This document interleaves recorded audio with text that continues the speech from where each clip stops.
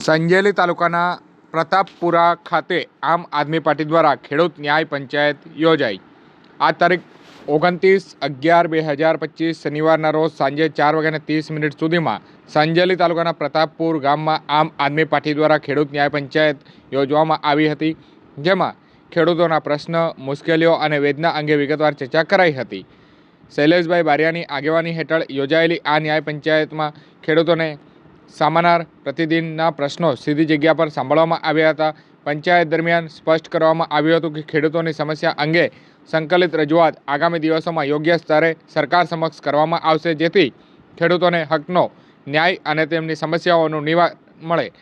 આ કાર્યક્રમમાં તાલુકા પ્રમુખ અલ્પેશ ચારેલ, કાર્યકારી પ્રમુખ સુરેશભાઈ બારિયા, તાલુકા ઉપપ્રમુખ જયેશભાઈ રાઠોડ, તાલુકા મંત્રી, તાલુકા મહિલા પ્રમુખ, જિલ્લા મહિલા મહામંત્રી, યુવા ઉપપ્રમુખ તેમજ હિરોલા જિલ્લા પંચાયત સીટના ઇન્ચાર્જ સહિતના આગેવાનો હાજર રહ્યા હતા।